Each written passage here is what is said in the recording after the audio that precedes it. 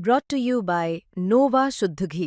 जब जब खाए दिल खुश हो जाए, सदियों का नोवा शुद्ध देसी घी, सपना स्वस्थ भारत का। I love घी। नमस्कार, स्वागत है आपका एमपी तक पर। मैं हूं रवीशपाल सिंह।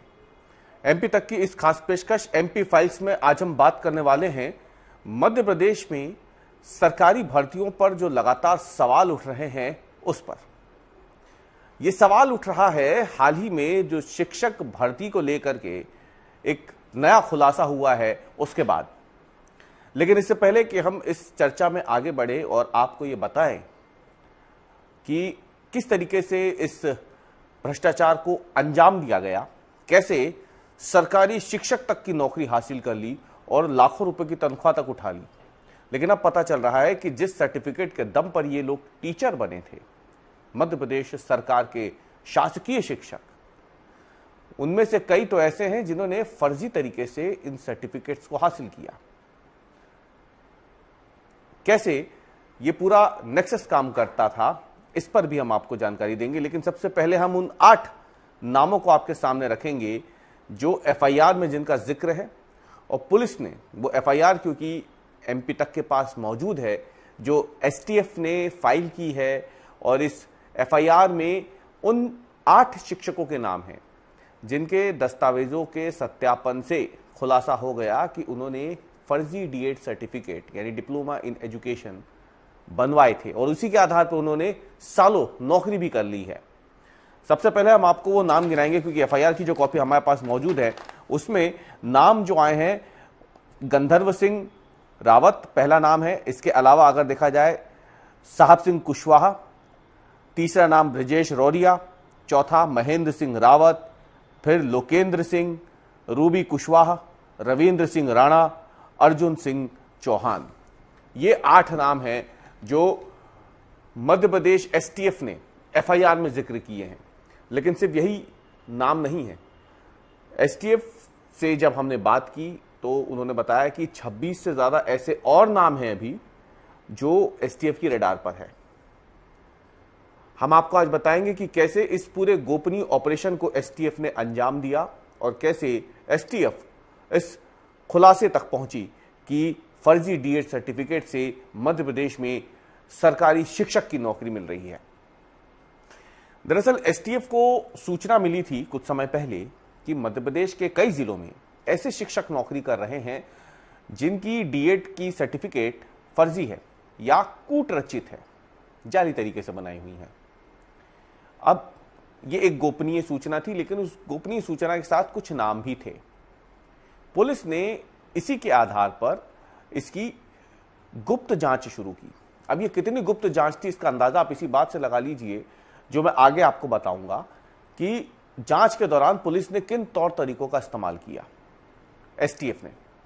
अब जब एसटीएफ को ये जानकारी मिलती है तो अगर सामान्य जांच होती तो जाहिर सी बात है इसके लीक होने का खतरा था। तो एसटीएफ ने बाकायदा इसके लिए अपनी जो ग्वालियर यूनिट है वहां से 5 अधिकारियों की टीम को चुना और एक एसआईटी बनाई गई, यानी एसटीएफ के अंदर भी एक विशेष दल का गठन किया गया इस मामले की जांच के लिए। यह इतना संवेदनशील मामला था, किसी को कानो कान खबर ना हो, इसकी भनक ना लगे, इसलिए पूरे 1 महीने तक एसटीएफ की इस विशेष टीम ने इस पूरी मामले में जो नाम सामने आ रहे थे और उसके अलावा कई दूसरे अतिरिक्त संदिग्धों के नाम, इनकी जांच शुरू की। अब जांच शुरू करने के लिए आप कैसे पता करेंगे कि किसी के पास फर्जी सर्टिफिकेट है? जाहिर सी बात है उसका सत्यापन होता है, और सिर्फ यही नहीं है, सत्यापन 2 चरणों में होता है। लेकिन यहां पे एसटीएफ को यह देखना था कि ये जो सर्टिफिकेट है ये फर्जी है या नहीं। इसके लिए सबसे ज्यादा जरूरी था शिक्षा विभाग से संदिग्ध नाम वाले शिक्षकों के डॉक्यूमेंट्स को हासिल करना। एसटीएफ को इस बात का शक था कि अगर शिक्षा विभाग से ये डॉक्यूमेंट्स मांगे जाएंगे तो जाहिर सी बात है एसटीएफ का नाम सुन के उन्हें भी हैरानी होगी और मामले का खुलासा भी हो सकता है, यानी मामला लीक भी हो सकता है कि जांच हो रही है, एसटीएफ क्यों मांग रही है डॉक्यूमेंट्स। इसलिए एसटीएफ ने यहां पे गुप्त तरीके से यह बहाना बनाया कि डिजिटलाइजेशन के लिए शिक्षा विभाग के इन लोगों के डॉक्यूमेंट्स की जरूरत है। और ये डायरेक्ट एसटीएफ ने नहीं मांगे, एसटीएफ ने बकायदा संबंधित जिला शिक्षा अधिकारी को इस बात के लिए पहले निर्देश भेजे और वहां से फिर डिजिटलाइजेशन के नाम पर ये दस्तावेज संदिग्धों के मांगे गए और फिर उनकी जांच शुरू की गई। 1 महीने तक पुलिस ने बैक डेट में जाकर के तमाम चीजें जांची, ये सर्टिफिकेट कहां से बना, वहां जाकर के पुलिस ने तफ्तीश की, पाया कि फर्जी तरीके से सर्टिफिकेट बनाए, यहां सर्टिफिकेट ऐसा हुआ ही नहीं, कभी इस शख्स ने यहां से पढ़ाई की ही नहीं।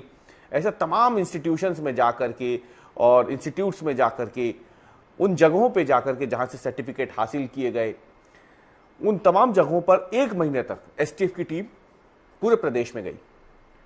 जो एसटीएफ के एसपी हैं राजेश भदौरिया, उन्होंने भी हमसे बात की है और उन्होंने काफी और नई भी चीजें बताई हैं।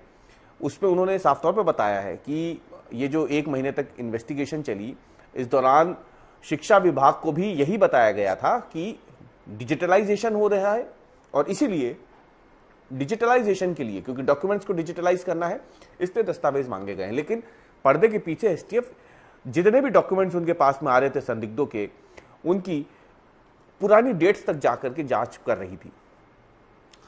अब इसमें देखिए कि कितना बड़ा ये नेक्सस है, ये भी एसटीएफ ने यहां पे सामने अब रख दिया है। दरअसल जो नाम अभी मैंने आपको बताया, ये 8 के 8 नाम शिक्षकों के हैं, जो सरकारी शिक्षक हैं, जिन्होंने फर्जी डीएड सर्टिफिकेट से सरकारी नौकरी हासिल की। लेकिन एसटीएफ का माथा तब ठनका जब उसे यह मालूम हुआ कि जब कभी भी कोई शासकीय नौकरी लगती है तो जाहिर सी बात है वो ज्वाइनिंग से पहले डॉक्यूमेंट्स का वेरिफिकेशन भी होता है। डॉक्यूमेंट्स का वेरिफिकेशन यानी आपने जो बातें परीक्षा देते समय बताई हैं, क्या सही में आपके पास वो दस्तावेज हैं? मसलन आपकी 10वीं की मार्कशीट, 12वीं की मार्कशीट, या प्राथमिक शिक्षक या प्राइमरी टीचर्स बनने के लिए जो अनिवार्यता होती है डीएड की, वो सर्टिफिकेट आपके पास जेन्युइन है या नहीं, असली है या नहीं, वो प्रमाणित होता है, उसका सत्यापन होता है और इसी वेरिफिकेशन के बाद ज्वाइनिंग मिलती है। ये पूरी रिपोर्ट जाती है शिक्षा विभाग के पास, वहां से ज्वाइनिंग होती है। लेकिन एसटीएफ ने पाया कि ये जो सर्टिफिकेट बने वो तो फर्जी थे ही, लेकिन सत्यापन में ये फर्जी सर्टिफिकेट पकड़ में आ जाने चाहिए थे, नहीं आए। क्यों नहीं आए? क्योंकि एसटीएफ को यह मालूम हुआ कि शिक्षा विभाग में जो नियोक्ता कमेटी है, यानी जो सिलेक्शन कमेटी है, एसटीएफ को शक है कि उसमें भी कुछ लोग ऐसे शामिल थे जो जानबूझ करके फर्जी डीएड सर्टिफिकेट को मान्य कर रहे थे, उन्हें वेरीफाई कर रहे थे और वेरीफाई करने के बाद ज्वाइनिंग भी दे रहे थे।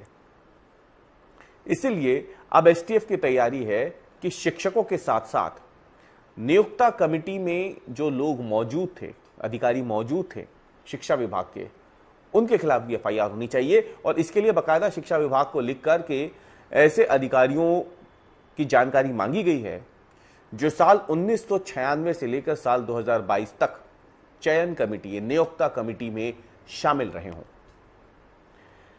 अब ये जो मैंने आपको साल बताए 1996 से 2022 तक, ये इसलिए बताया क्योंकि अभी तक जितना भी इस पूरे मामले का खुलासा हुआ है फर्जी सर्टिफिकेट से शिक्षक बनने तक का, ये सभी शिक्षक साल 1996 से लेकर 2022 के बीच में बने हैं। इसीलिए पुलिस ने, एसटीएफ ने फिलहाल इन सालों के बारे में जो नियोक्ता कमेटी में अधिकारी रहे हों, शिक्षा विभाग के अधिकारी रहे हों, जिनका सीधे सीधे कहीं ना कहीं चयन प्रक्रिया में हिस्सा रहता हो, रोल रहता हो, उनकी जानकारी मांगी है। अब सोचिए घोटाला कितना पुराना रहा होगा। साल 1996 से लेकर साल 2022 तक ऐसे हजारों शिक्षक भर्ती हुए हो सकते हैं, ऐसी संभावना है एसटीएफ को, जिन्होंने फर्जी तरीके से डीएड के सर्टिफिकेट बनाया और उसके दम पर सरकारी शिक्षक की नौकरी हासिल की। यहां आपके लिए जानना जरूरी है कि मध्य प्रदेश में शिक्षकों की भर्ती, जो प्राइमरी टीचर्स होते थे, इनकी भर्ती ग्राम पंचायत स्तर से ही हो जाती थी। पहले साल 2006 से पहले तक नियम ये थे कि प्राइमरी टीचर्स की भर्ती ग्राम पंचायत स्तर तक पे भी हो सकती है और इसके ऊपर के जो शिक्षक होते थे जिला पंचायत स्तर पर उनकी नियुक्ति होती थी। साल 2006 से यह नियम बनाया गया कि मध्य प्रदेश में प्राइमरी टीचर्स हों या इसके ऊपर के जो टीचर्स हों, उनकी भर्ती सिर्फ और सिर्फ शिक्षा विभाग करेगा। लेकिन ये घोटाला अगर माना जाए एसटीएफ की जांच के मुताबिक, तो वो साल 1996 से शुरू होता है, साल 2022 तक चला है। यानी पुराने नियमों के तहत ग्राम पंचायत और जिला पंचायत स्तर पर भी घोटाले हुए हैं शिक्षकों की भर्ती में। और उसके बाद साल 2006 से 2022 के बीच में शिक्षा विभाग जब भर्तियां कर रहा था, तब भी इस घोटाले को अंजाम दिया गया है। और इसीलिए एसटीएफ को शक है कि इसमें कोई एक बड़ा संगठित गिरोह काम कर रहा है, जो शिक्षकों को, यानी ये जो फर्जी डीएड सर्टिफिकेट है, ये बना करके देता है और फिर इसके बाद का काम संभालते हैं शिक्षा विभाग में बैठे वो लोग जो इस संगठित गिरोह से जुड़े हुए हैं, जो फर्जी डीएड सर्टिफिकेट को भी डॉक्यूमेंट वेरिफिकेशन के समय सत्यापित कर देते हैं, वेरीफाई कर देते हैं और फिर ज्वाइनिंग मिल जाती है। यह एक बड़ा घोटाला है। हम आज एमपी फाइल्स में इसकी बात इसलिए कर रहे हैं क्योंकि मध्य प्रदेश में सरकारी भर्तियों को लेकर के एक लंबा विवाद का इतिहास रहा है। साल 2013 में सामने आए व्यापम कांड को कौन नहीं जानता होगा। इस व्यापम घोटाले ने दुनिया भर में मध्य प्रदेश की किरकिरी कराई। जब जो मेडिकल एग्जाम्स होती थी उसमें फर्जी कैंडिडेट्स को बैठा करके एग्जाम दिलाई जाती थी और बाद में जो डमी कैंडिडेट्स होते थे उनसे एग्जाम दिलाने के बाद जो असली कैंडिडेट है वो मोटा माल खर्च करते थे, उसके बाद उनकी ज्वाइनिंग हो जाती थी एमबीबीएस करके। वो बड़े कॉलेजों में ये रैकेट का खुलासा हुआ था। ये इतना बदनाम हुआ कि बाद में इसकी सीबीआई जांच तक हुई। इस मामले से जुड़े हुए कई लोग अब तक मारे जा चुके हैं। आरोप है सरकार पे लगते रहे कि उनकी हत्याएं हुई हैं, उन्हें जानबूझ के मारा गया है ताकि इस खुलासे के असली सूत्रधारों तक ना पहुंचाया जा सके। खैर, ये मामला विचाराधीन है, कोर्ट में तो है ही, सीबीआई भी इसकी जांच कर रही है।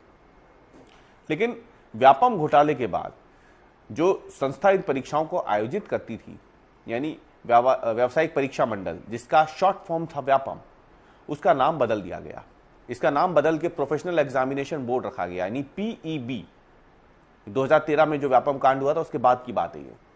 पीईबी होने के बावजूद जब देखा गया कि भर्ती परीक्षाओं में या भर्तियों में धांधली नहीं रुक रही है, तब इसका नाम तीसरी बार बदल के कर्मचारी चयन मंडल कर दिया गया। लेकिन धांधलियां तब भी नहीं रुकी, क्योंकि कर्मचारी चयन मंडल के अंतर्गत परीक्षाएं होती हैं पटवारी की, कृषि विस्तार अधिकारी की, पुलिस कांस्टेबल भर्ती की। ये सभी अब तक विवादों में रही है। यानी व्यापम घोटाले से शुरू होता है काम, पटवारी भर्ती की बात हो वो विवादों में आती है। एक ही कॉलेज से कई सारे टॉपर्स निकल के आ जाते हैं। पुलिस कांस्टेबल भर्ती परीक्षा होती है, उसमें भी बिल्कुल व्यापम जैसा ही सिंडिकेट काम करता है। डमी कैंडिडेट्स को बैठा करके परीक्षा दिलाई जाती है और बाद में असली कैंडिडेट ज्वाइनिंग के लिए पहुंचता है, लेकिन यहां पर वो पकड़ा जाता है। सर्टिफिकेट जब सत्यापित होते हैं, वेरिफिकेशन हो रहा है, तो वहां वो पकड़ा जाता है। तो ऐसे करके इस पूरे मामले का खुलासा हो जाता है। अब शिक्षक भर्ती को लेकर के भी ये नए खुलासे सामने आ रहे हैं।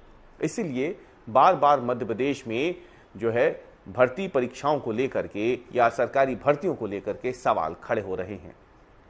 इसीलिए आज एमपी फाइल्स में हमने आपको ये समझाने की कोशिश की है कि मध्य प्रदेश जो बार बार सरकारी भर्तियों को लेकर के एक विवादित छवि बनाता जा रहा है, उसमें ये एक नया मामला सामने आया है। लेकिन गौर करने वाली बात यह है कि एसटीएफ ने समय रहते इस नेक्सस को पकड़ तो लिया है। देखना यह है कि आगे की जांच में और कितने ऐसे नाम निकल के सामने आते हैं। हमारे आज की पेशकश पर इतना ही। कल हम फिर हाजिर होंगे एक नए मुद्दे के साथ। तब तक के लिए धन्यवाद।